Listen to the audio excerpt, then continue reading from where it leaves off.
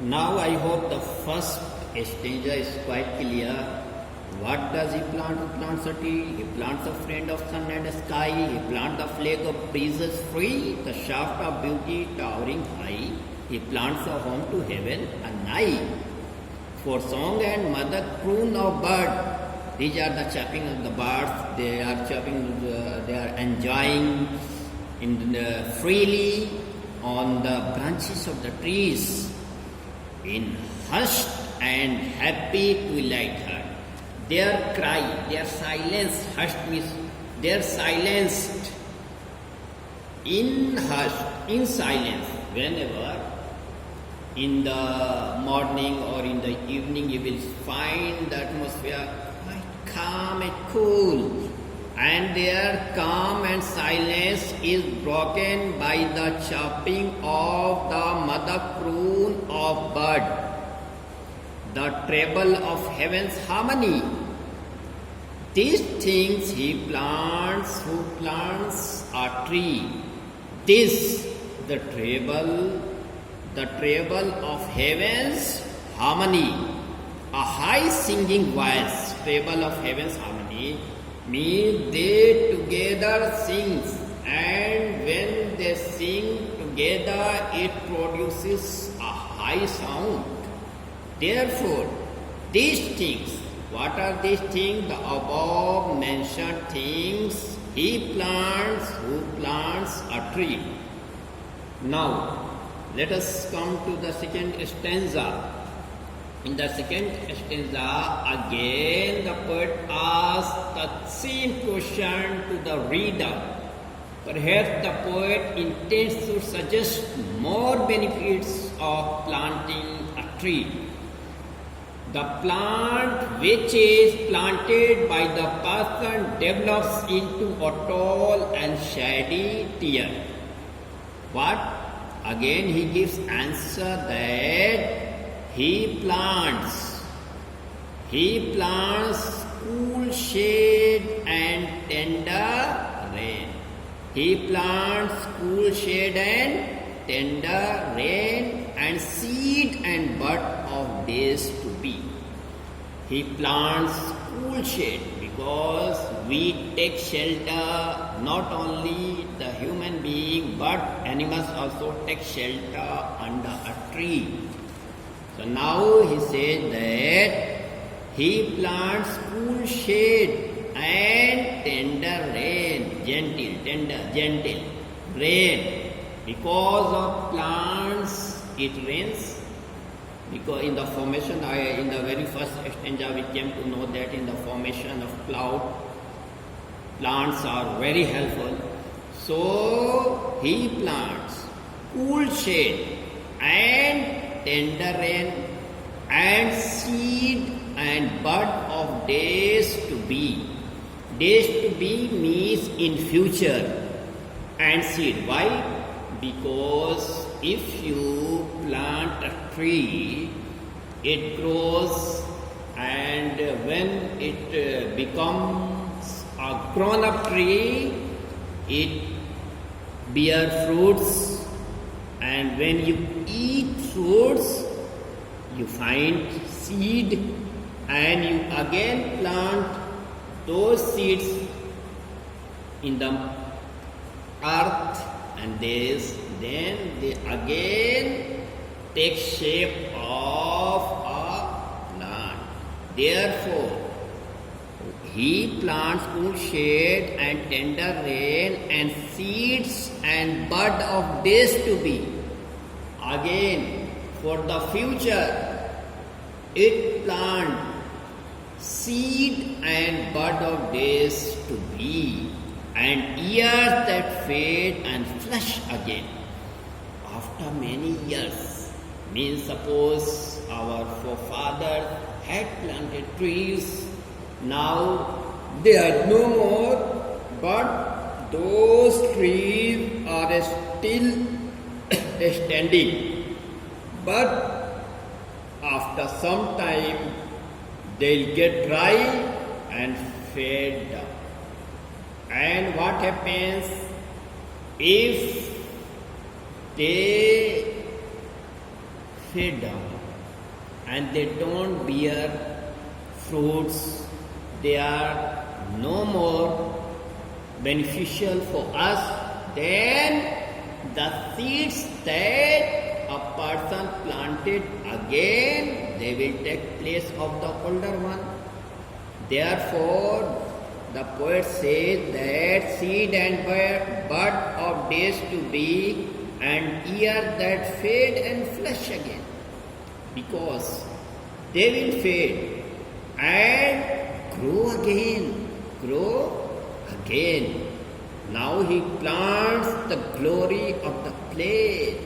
He plants the glory of the plain. Why the glory of the plain? Because the plain, the land is made and look green. Why? Because when it gets when it rains, the field becomes green. Therefore, the plants is the glory of the plain. Plain means field, the land all around. He plant the forest heritage. He is planting the forest heritage. Means the things why the heritage, the tree bears seeds, and in autumn season the tree lost their beauty and brightness. The leaves of the trees are dried up and begin to fall on the ground, but again with the approach of a spring season they look bright and charming. Thus this seasonal cycle keeps on, but a day comes when the trees grow old and wither away, never to bloom again. The seeds grow into the new trees and into a regeneration and into new trees and into a dense forest. In fact, this is symbolic of the process of birth, death and regeneration. Now the seeds and buds of these days to be, and year that fade and flush again, means it is the symbolic of birth, death and regeneration. By adding more trees, the plain land is made beautiful and scenic, charming. Why he plant the glory of the plain? The man who plants a tree adds one more tree to the forest, which is inherited by him from his forefathers. He plant the forest heritage. Why? This is the inherited by him from his forefather. It has been taken from his forefather because they had planted earlier. But now the tree grown up and became older and dried and fed. Therefore, we inherited those seeds from those old plants that we got from our forefathers. The tree which is planted today will prove a blessing resources. Why he plant the forest heritage? It is a blessing resources which are very essential for their survival, the harvest of a coming age. The plants, the forest heritage, the harvest of a coming age. Coming age means for the coming generation. He plant the forest. And this will be the harvest. Harvest here means the reward. Harvest of a coming age. The joy that unborn eyes shall see. It will be enjoyed by the newly born babies, and the coming generation will enjoy of those plants that is planted by our forefathers or by a person, because he had planted and now he is no more, but his generation, his new generation will take pleasure of these plants. These things he plants who plants a tree. These are the things that a person plants who plants a tree. Now let's come to the next stanza. This is again, what does he plant? Who plants a tree? He plants in sap and leaf and wood, in love of home and loyalty, and far-cast thought of civic good. Now, in the next stanza, the poet says further elaborates many other benefits of planting a tree. When one plants and nurtures a tree, good values like love and loyalty are planted.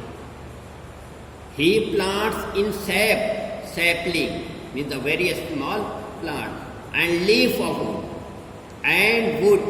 What? Sapling, sap, and leaf, and wood, in love of home and loyalty. What does it mean? That due to having intense feelings of love for his family and the entire universe, he shows great concern about the future of the earth, in love of home and loyalty, and far-cast thought of civic good. The man who plants a tree tries his best to make welfare of all the people without any discrimination. His blessing is for everybody. His blessing on the neighborhood. Not only he gets benefits from the plants, but his neighborhood also gets, who in the hollow of his hand he tries his best to make welfare of all the people without any benefits, without any discrimination, though he knows well that he may not be able to reap all the benefits.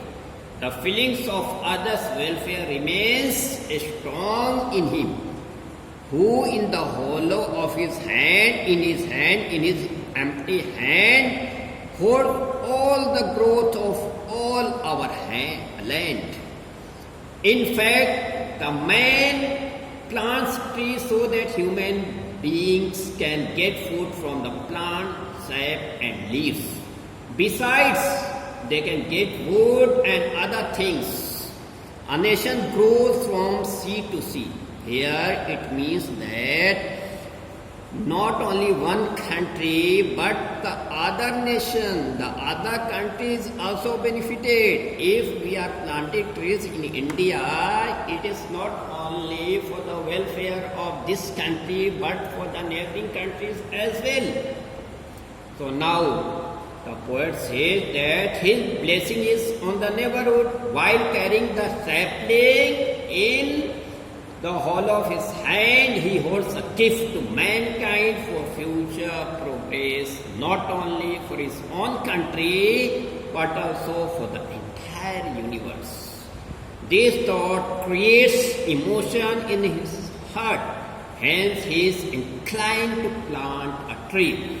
Now, a nation grows from sea to sea for the entire universe. This benefits is for the entire universe. It starts in his heart. That is, start moving in his, strong in his heart. Means the person thinks for the entire universe, not only for himself, not only for his family, not only for the neighborhood, but for the entire universe. He holds a gift to the mankind for future progress, not only for his own country, but for the entire universe. Now the poem ends over here.